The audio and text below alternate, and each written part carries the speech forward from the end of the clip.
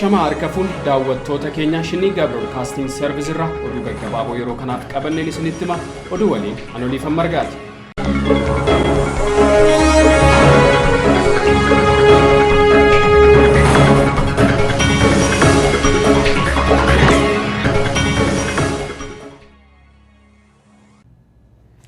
Waraanni bilisummaa Oromoo Oromiyaa bakkoota hedduu dhuunfachaa jiraachuun beekame. Waraanni bilisummaa Oromoo zoonii lixaaf kaabaa tibba kana Oromiyaa bakka murteessoo ta'an to'achuu beeksisuun imalli gara Finfinnee ta'uu ibseera.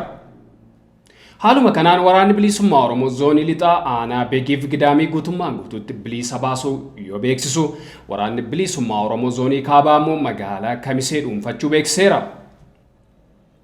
Oduma injifannoo waraana bilisummaa Oromoon loltoonni humna addaa Oromiyaa 240 ta'an waraana bilisummaa Oromootti dabalamuun dhaga'ame. Miseensonni poolisii humna addaa Oromiyaa baay'inni isaanii 240 ta'an Gimbiif Gudarirraa sirna bilxiginnaa ganuun waraana bilisummaa Oromootti makamuu waraanni bilisummaa Oromoo onoota kanaa beeksiseera. Galmee obbo Jawaar Mohaammed fa'aa irratti jechi ragaalee abbaa langaa osoo hin dhaga'amin hafe.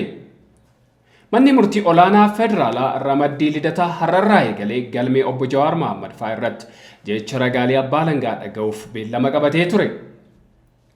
Galmee himataa obbo Jawaar Mohaammed fa'aa namoota 24 irratti jecha ragaalee abbaa langaa fuudhuuf irratti beellamee turus jechi ragaalee hin fudhatamne. Mootummaan bilxiginnaa Oromiyaa irraa tajaajila intarneetii kutuu fi uggura sochii labsaa jira jedhame. Mootummaan bilxiginnaa yeroo ammaa godinaalee fi aanaalee Oromiyaa hedduun harkaa kan ba'e yoo ta'u, lola kaaba Itoophiyaan adeemaa jiruunis humni waraana wayyaanee magaalota Amaaraa murteessoo ta'an Dasseef Kombolchaa to'achuu erga labsee as bilxiginnaan magaalota Oromiyaa keessatti boolla yookaan mishigii qotachaa kan jiraniif uggura sa'aatii labsaa jiraachuudha kan beekame.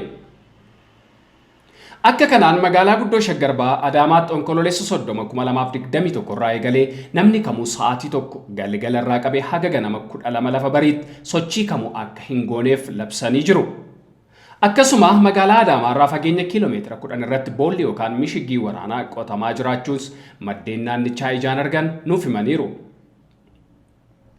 Oduu uggura biraatiin tajaajilli neetwoorkii Oromiyaa bakkoota hedduutti addaan citee jiraachuun dhaga'ame.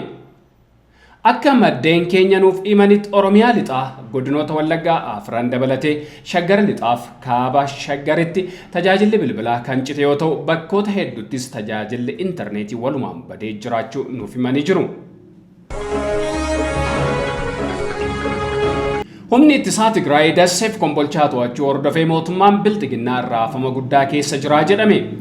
Lolli kaabaa yeroo ammaa mootummaa bilxiginnaa humnoota ittisaa Tigraay gidduutti geggeeffamaa jiru haalaan babal'atee itti fufee jiraachuun beekamee jira.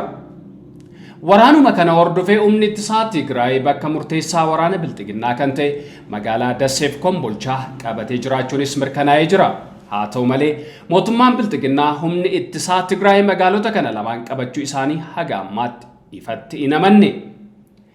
Yeroo itti miidiyaaleen gurguddoo addunyaa TDF Dasseef Kombolchaa qabachuu walharkaa butanii odeessaa jiran kanatti akkasumas humni ittisaa Tigraay bakkoota qabatan suuraa viidiyoon deeggaranii mul'isaa jiranitti mootummaan bilxiginnaa haga ammaa haalaa jiraachuudha kan beekame.